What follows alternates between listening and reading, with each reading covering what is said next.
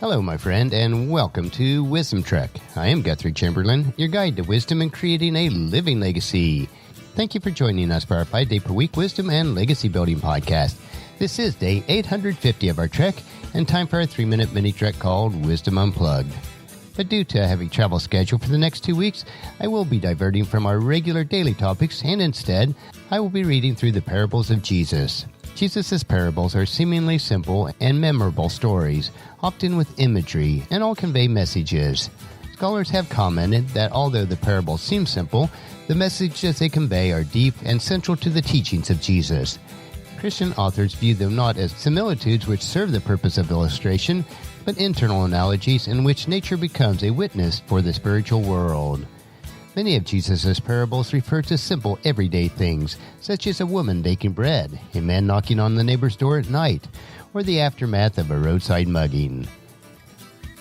Yet they deal with major religious themes, such as growth of the kingdom of God, the importance of prayer, and the meaning of love. In our Western civilizations, these parables form a prototype for the term parable, and in our modern age, even among those with little knowledge of the Bible, the parables of Jesus remain some of the best-known stories in the world. We are broadcasting from our studios at the Big House in Marietta, Ohio. Our parable for today is taken from Matthew chapter 13, verses 24 through 43, and it is about wheat, weeds, seeds, and yeast. First is the parable of wheat and weeds. Here's another story Jesus told. The kingdom of heaven was like a farmer who planted good seed in a field. But that night, as the workers slept, his enemies came and planted weeds among the wheat, then slipped away. When the crop began to grow and produce grain, the weeds also grew.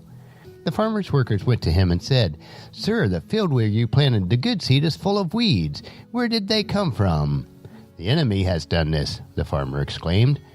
"Should we pull out the weeds?" they asked. "No," he replied. "You uproot the wheat if you do that. Let both grow together until the harvest. Then I will tell the harvesters to sort out the weeds, tie them in bundles, and burn them, and to put the wheat in the barn." Next is the parable of the mustard seed. Here's another illustration Jesus used. The kingdom of heaven is like a mustard seed planted in a field. It is the smallest of all seeds, but it becomes the largest of garden plants. It grows into a tree, and birds come and make their nest in its branches. Next is the parable of yeast. Jesus also used this illustration. The kingdom of heaven is like the yeast a woman used in making bread. Even though she put in only a little yeast in the 3 measures of flour, it permeated every part of the dough. Jesus always used stories and illustrations like this when speaking to the crowds. In fact, he never spoke to them without using parables. This fulfilled what God had spoken through the prophet. "I will speak to you in parables. I will explain the hidden things since the creation of the world." The next section is the parable of wheat and weeds explained. Then leaving the crowds outside, Jesus went into the house. His disciples said, "Please explain to us the story of the weeds in the field." Then Jesus replied, "The Son of Man is the farmer who plants the good seed. The field is the world. The good seed represents the people of the kingdom. The weeds are the people who belong to the evil one. The enemy who planted the weeds among the wheat is the devil.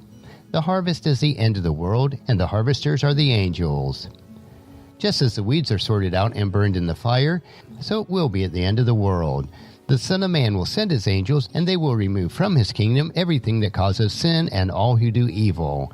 And the angels will throw them into a fiery furnace, where there will be weeping and gnashing of teeth. Then the righteous will shine like the sun in the Father's kingdom. Anyone with ears to hear should listen and understand." Well, that's the end of our parables for today. On tomorrow's trek, we will continue with some more of the parables of Jesus. Thank you for joining me on this trek that we call life. Encourage your friends and family to join us and come along with us tomorrow for another day of Wisdom Trek, creating a legacy. If you'd like to listen to and the past 849 treks or read the Wisdom Journals, they are all available at wisdom-trek.com. I encourage you to subscribe to Apple Podcasts or Google Play so that each day's trek will be downloaded to you automatically. And thank you so much for allowing me to be your guide, your mentor, but most importantly, I am your friend as I serve you through the Wisdom Trek podcast and journal. And as we take this trek of life together, let us always live abundantly, love unconditionally, listen intentionally, learn continuously, lend to others generously, lead with integrity, and then leave a living legacy each day. I am Guthrie Chamberlain, reminding you to keep moving forward, enjoy your journey, and then create a great day every day. See you tomorrow for Wisdom Wednesday.